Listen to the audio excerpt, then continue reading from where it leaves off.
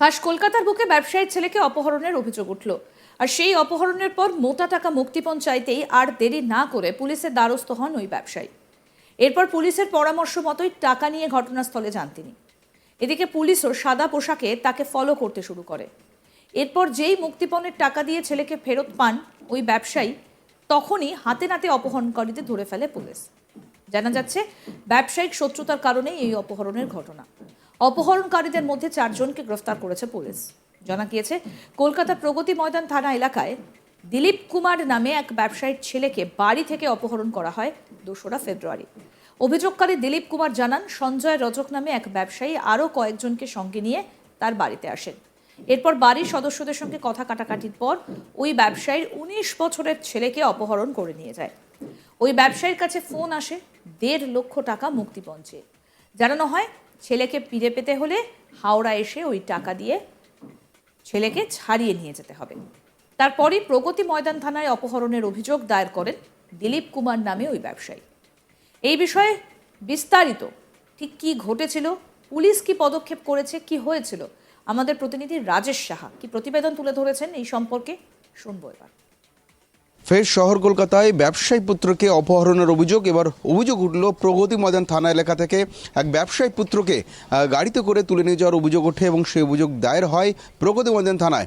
যেটা পুলিশ সূত্রে দাবি যে গত 2 তারিখ দুপুর 2টোর সময় প্রগতি ময়দান থানা এলাকার বাসিন্দা দিলীপ কুমার তিনি অভিযোগ করেন যে তার বাড়ি থেকে তার পুত্র 19 বছরের পুত্রকে কয়েকজন ব্যক্তি অপহরণ করে নিয়ে যায় এবং সঞ্জয় রজক সহ কয়েকজন ব্যবসায়ীর বিরুদ্ধে তিনি অভিযোগ দায়ের করেন।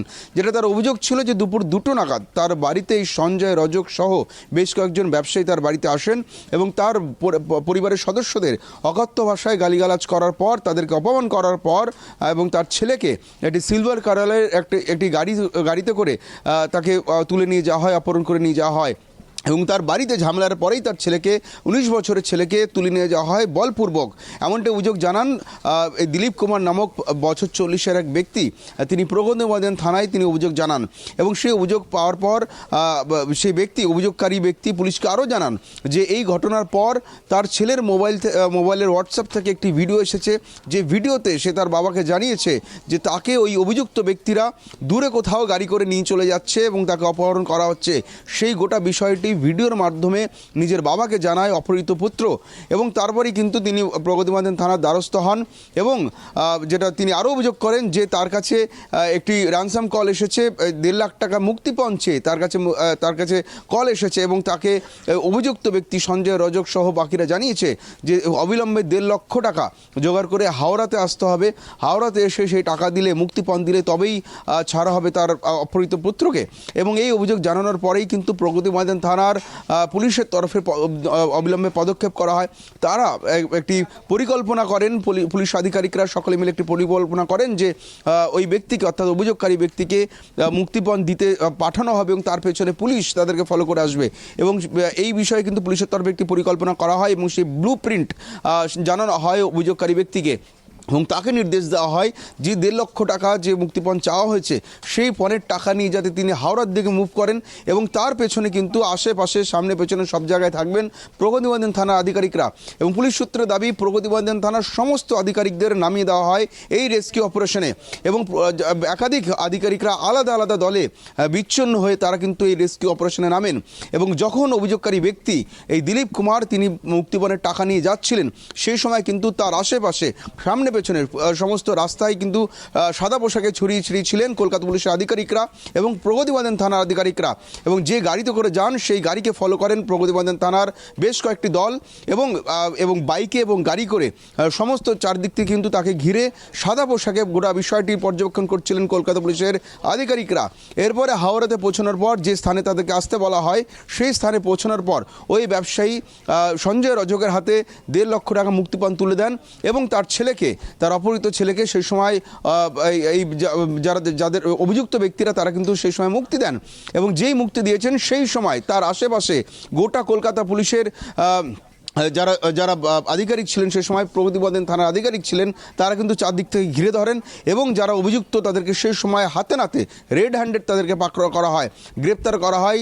সঞ্জয় রজক সহ মোট 4 জনকে তাদেরকে গ্রেপ্তার করা হয়েছে এবং যেটা তাদেরকে জিজ্ঞাসাবাদ করার পর পুলিশ জানতে পেরেছে যে তাদের মধ্যে ব্যবসায়িক সম্পর্ক ছিল, অর্থাৎ অভিযুক্ত ব্যক্তি এবং অভিযোগকারী ব্যক্তির মধ্যে ব্যবসায়ের সম্পর্ক ছিল এবং এই অভিযোগকারী ব্যক্তি অর্থাৎ দিলীপ কুমার তার থেকে টাকা ধার নিয়েছিলেন, যদিও সেই টাকা তিনি ফেরত দিচ্ছিলেন না।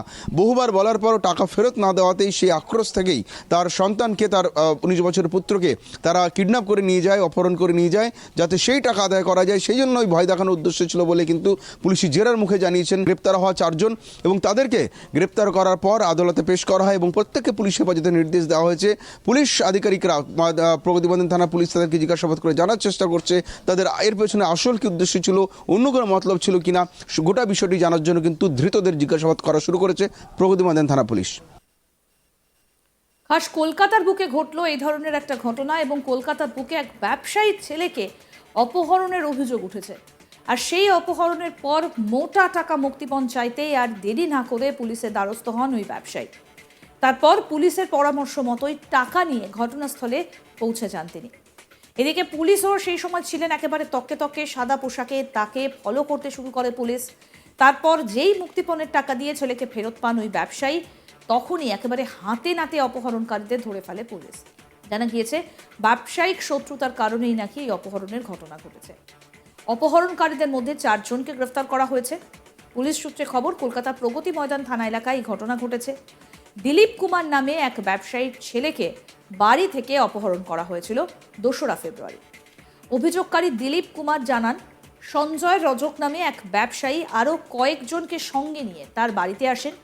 এরপর বাড়ির সদস্যদের সঙ্গে কথা কাটাকাটির পর ওই ব্যবসায়ীর 19 বছরের ছেলেকে অপহরণ করে নিয়ে যায়। ওই ব্যবসায়ীর কাছে ফোন আসে 1.5 লক্ষ টাকা মুক্তিপণ চেয়ে। জানানো হয় ছেলেকে ফিরে পেতে হলে হাওড়া এসে ওই টাকা দিয়ে ছেলেকে ছাড়িয়ে নিয়ে যেতে হবে। তারপর প্রগতি ময়দান থানায় অপহরণের অভিযোগ দায়ের করেছেন দিলীপ কুমার নামে ওই ব্যবসায়ী এবং এই ঘটনাকে কেন্দ্র করে রীতিমতো চাঞ্চল্য সৃষ্টি হয়েছে শহর কলকাতায়।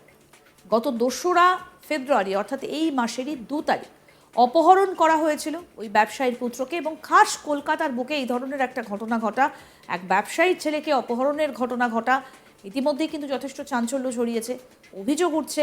আর সেই অপহরণের পর মোটা টাকা এরপর মুক্তিপণ চাওয়া হয়। আর সেই সময় একেবারে সরাসরি পুলিশের দ্বারস্থ হয়েছিলেন ওই ব্যবসায়ী। তারপর পুলিশের পরামর্শ মতোই টাকা নিয়ে ঘটনাস্থলে যান তিনি। তবে এই সময় তার সঙ্গে ছিল পুলিশও সাদা পোশাকে ফলো করতে থাকেন ওই ব্যবসায়ীকে এবং ইতিমধ্যেই ঘটনাটার তদন্ত চলছে।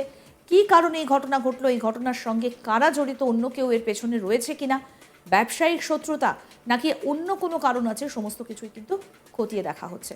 আরও আপডেট পেতে দেখতে থাকুন আজ তাক বাংলা। সাবস্ক্রাইব করুন, নোটিফিকেশন পেতে বেল বাটন অপশন প্রেস করুন, হোয়াটসঅ্যাপে ফলো করুন আজ তাক বাংলা, ভিডিওটা লাইক করুন, শেয়ার করুন, কমেন্ট করুন।